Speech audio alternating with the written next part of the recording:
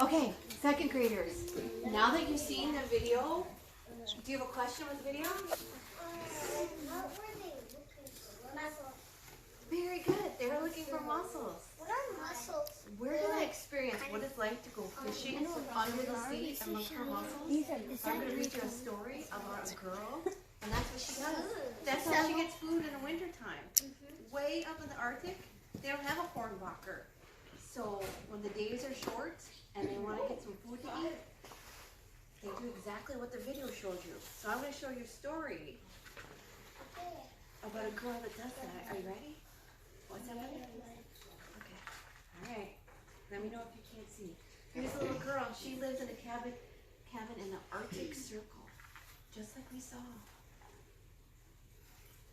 Her name's Eva. Are you ready? Eva. We have an Eva.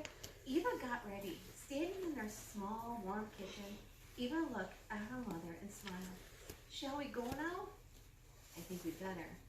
We shall start out together, won't we? You skipped a page. I didn't. Eva's mother nodded, pulling up their warm boots, and they went out.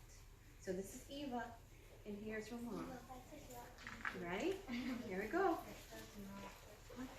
Beside the house, there were two sleds, each holding a shovel, a long ice chisel, and a mussel pan. Dragging the sleds behind them, they started off. Eva and her mother walked through the village.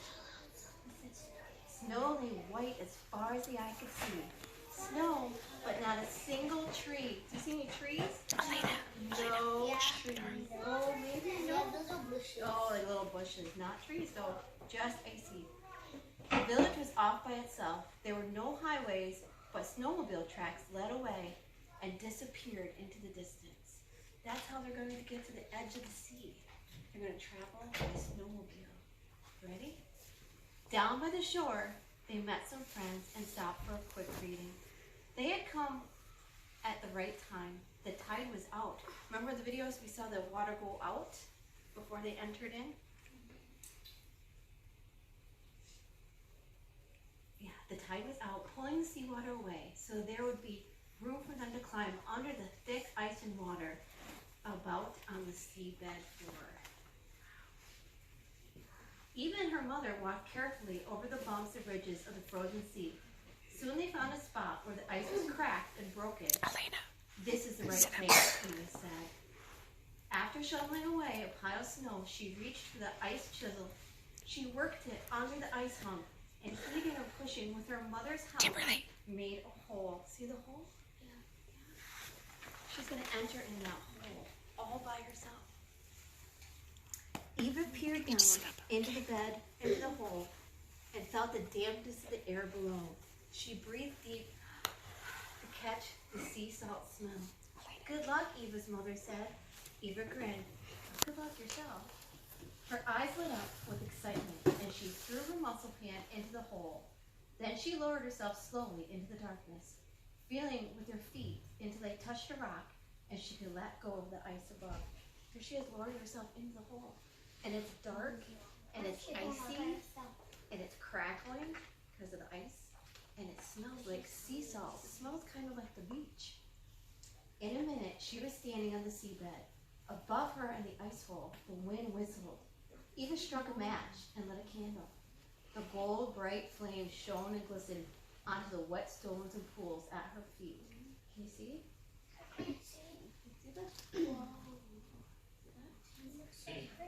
She held her candle, and she saw strange shadow shapes around her.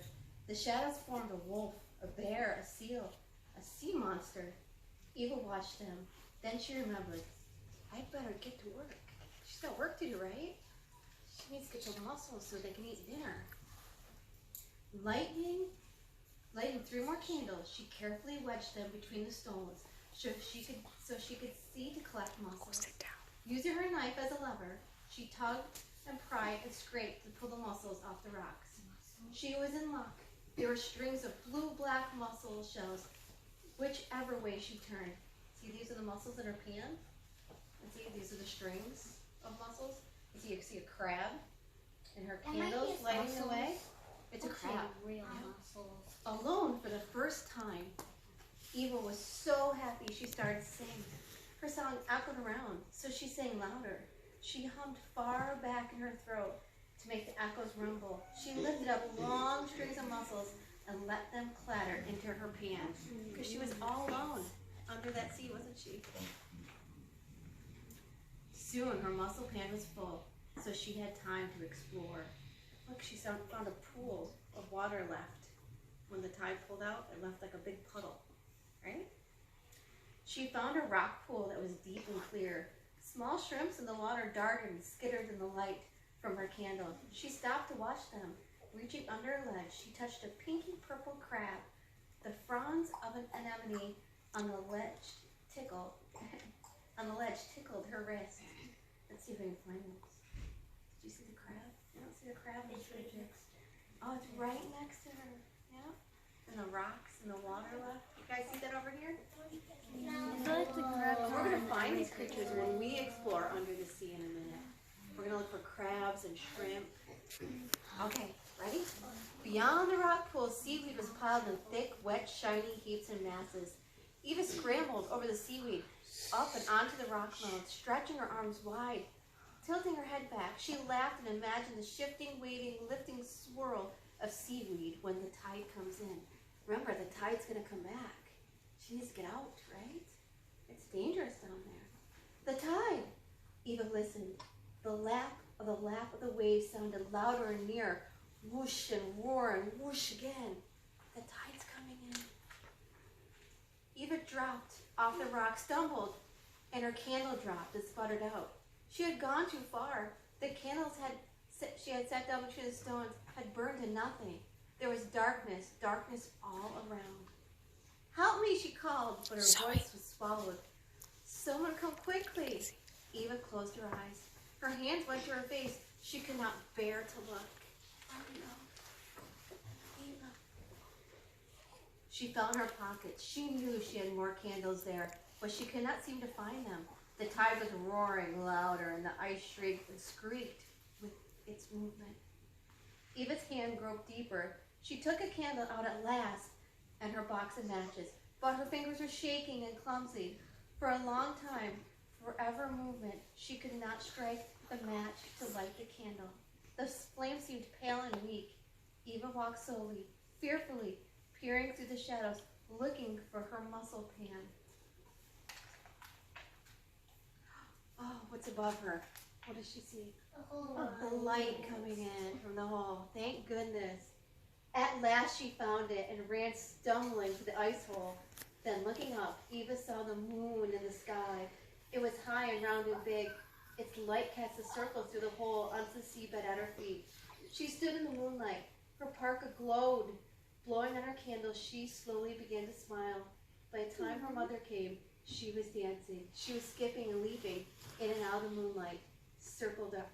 Out of the moonlight circle, darkness and then light, in and out. Eva, her mother called. I'm here, she called back. Take my mussel pan. Eva scrambled onto a rock and held the pan high up to her mother. Then her mother's hands reached down and pulled her up too, through the hole. She's safe, and she has dinner. Hooray! I'll show you real mussels.